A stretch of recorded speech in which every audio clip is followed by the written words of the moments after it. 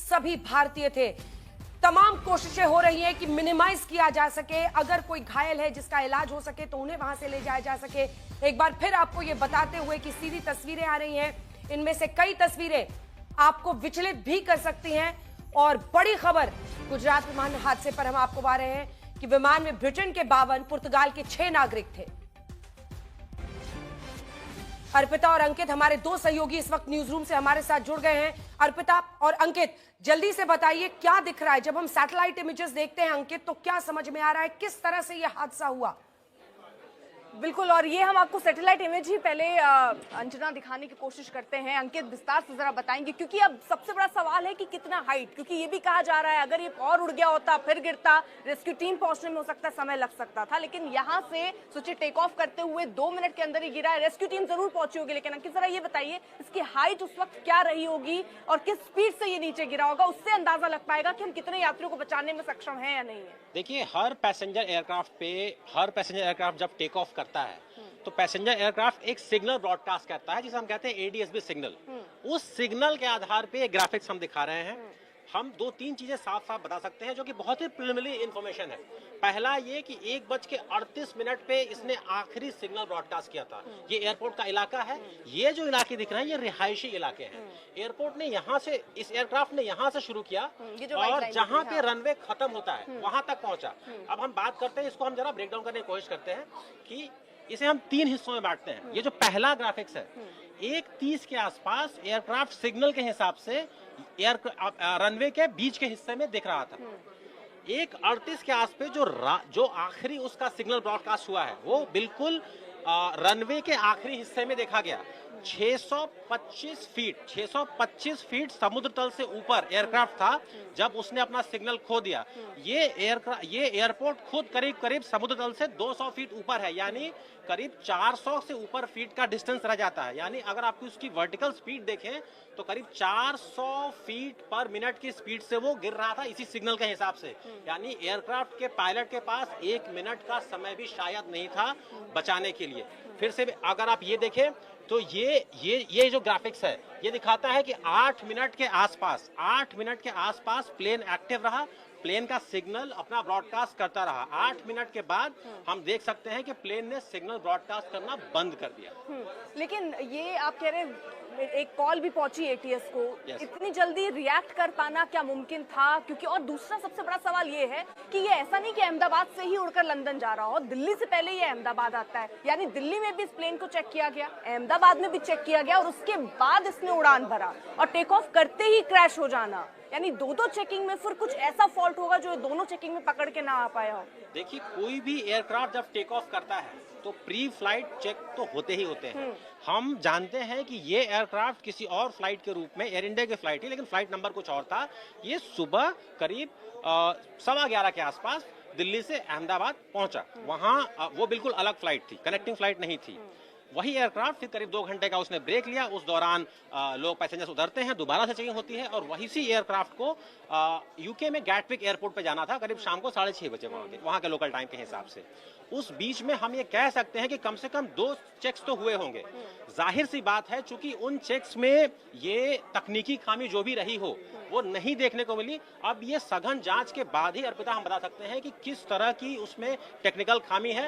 हाँ, हम ये कह सकते हैं विजुअल्स के साथ और सिग्नल के साथ भी कि बहुत ही कम टाइम था। लेकिन पायलट समझ गया होगा क्योंकि उसने सिग्नल भी एटीएस को भेज दिया, लेकिन वो इतना कम समय था कि मदद नहीं पहुंच सकती थी, आइडेंटिफाई नहीं हो सकती थी चीजें, और वो क्रैश कर गया। उससे पहले की मदद पहुंचती। अगर ये एयरक्राफ्ट जमीन से बहुत ऊंचा होता, जैसा हम बता रहे हैं, समुद्र तल से 625 फीट एयरक्राफ्ट चूंकि बहुत ऊंचा नहीं था, वो इतने बड़े 787 ड्रीमलाइनर के लिए बहुत ही कम हाइट है। अगर ये 35,000 फीट के ऊंचा पे होता, अगर ये 35,000 फीट ऊंचा होता एयरक्राफ्ट, तो शायद ज्यादा समय होता। यहाँ पे पायलट के पास 1 मिनट से भी कम का समय था। तो स्टैंडर्ड प्रोटोकॉल होता है, आप एटीसी को ब्रॉडकास्ट करते हैं, आप मेडे सिग्नल ब्रॉडकास्ट करते हैं, एसओएस हेल्प मांगते हैं, लेकिन ना तो एटीसी के पास ना पायलट के पास इतना समय था अर्पिता कि इस केस में कुछ किया जा सकता था। अभी जितने हमने विजुअल्स देखे हैं, जो एडीएसबी फ्लाइट ट्रैकिंग का सिग्नल है, उसके आधार पे 1 मिनट से कम का समय मिला पायलट को और एयरक्राफ्ट जो है वो क्रैश कर गया। और ये देखिए, हम ये लिस्ट भी आपको सामने दिखाते हैं। ये दरअसल जो लोग फ्लाइट में सवार थे, ये उन पैसेंजर्स की लिस्ट है और ये वाकई चौंकाने वाला है क्योंकि इसमें विजय रूपानी का नाम भी है। अब कई ऐसे नाम इसमें केवल भारतीय नहीं थे, विदेशी नागरिक भी थे जो इस विमान में मौजूद थे, जो अमेरिका जा रहे थे। तो फिलहाल बहुत बड़ा अब सवाल है कि आखिरकार ये हुआ कैसे, क्योंकि टेक ऑफ करते ही कैसे ये विमान क्रैश हो गया। अंकित, ये बहुत बड़ा सवाल है क्योंकि हम यहाँ अगर ये देख रहे हैं, इन तस्वीरों को देखिए आप, 1:30 पर ये जो फ्लाइट है इसने उड़ान भरी और 1:38 पर क्रैश हो गया। इसका मतलब 1:35 के करीब इसने सिग्नल जो है एटीएस को दिया होगा कुछ ना कुछ खराबी के लिए। क्या ये देखिए, ये लिस्ट मैं एक बार जरा जल्दी से आपको दिखाती हूँ। इस लिस्ट को अगर आप देखेंगे तो इसमें कई नाम आपको नजर आएंगे और ये केवल इंडियन नहीं है, इसमें बहुत सारे अलग अलग देशों के भी लोग हैं जो इसमें सवार थे और किसी को उस वक्त ये अंदाजा नहीं था कि कुछ ऐसा होगा। वो फ्लाइट उन्होंने ली और जब इंसान बैठता है टेक ऑफ होने के वक्त ही, सिर्फ 8 मिनट का वक्त, किस तरह के अंदर स्थितियां रही होंगी उस वक्त जब अचानक से क्योस की स्थिति तो रहती है अंकित, जब अंदर ऐसी सिचुएशन बने।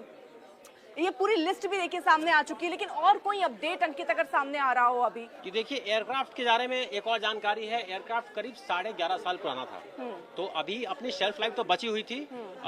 787 जैसा कि आप जानती हैं, एक बड़ा एयरक्राफ्ट होता है। जैसा कि मैंने पहले कहा, अगर किस्मत ऐसी होती कि एयरक्राफ्ट ज्यादा ऊंचाई पे, अगर इंजन फेल होने की घटना हुई है या जो भी घटना हुई है, अगर ज्यादा ऊंचाई पे पावर लॉस होता तो उस केस में क्रू मेंबर के पास समय ज्यादा मिलता है। इस केस में जो हम देख पा रहे हैं अभी तक, उसके पास पायलट को समय नहीं मिला।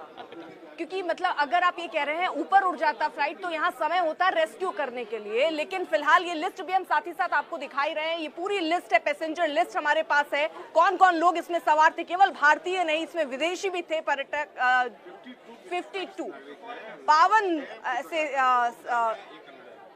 अंकित, करीब 52 विदेशी यात्री हैं अर्पिता, उसमें पुर्तगाल से हैं और कनाडा से हैं। ये हम अभी इस लिस्ट के आधार पे हम 52 ब्रिटिश नागरिक हैं और कैनेडियन नागरिक हैं, और हम इस लिस्ट के आधार पे ये कंफर्म कर सकते हैं कि इस लिस्ट जो अहमदाबाद से जो लंदन जो फ्लाइट जा रही थी, उसमें इतने विदेशी नागरिक भी थे।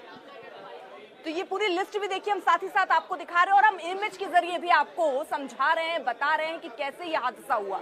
अंकित जिस तरह से बता रहे थे कि अगर ये फ्लाइट ऊपर उड़ गया होता और तब क्रैश होता तो बचाने की जो प्रयास है वो समय और मिल जाता और मुमकिन था कि और लोगों को हम बचा सकते।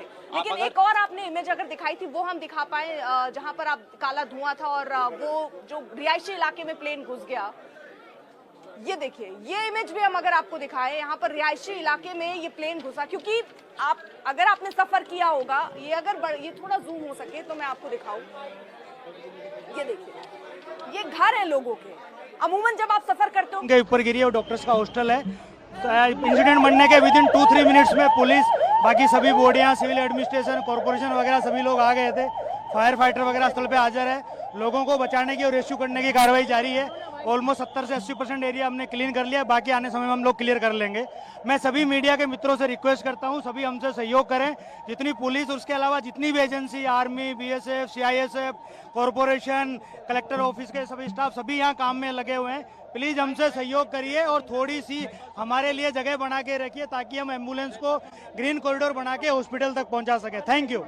जो डीजीसीए की तरफ से जानकारी दी गई है, एयर इंडिया बोइंग 787 का ये विमान जो कि एयरक्राफ्ट VT-ANB था और ऑपरेटिंग फ्लाइट का जो नंबर था वो AI-171 था। अहमदाबाद से गैटविक एयरपोर्ट जो कि यूके में है, लंदन के पास है, 2 बड़े एयरपोर्ट्स हैं वहां पर, उनमें से एक गैटविक है। ये अहमदाबाद से गैटविक एयरपोर्ट पर ये लैंड करने वाला था। इसमें 52 जो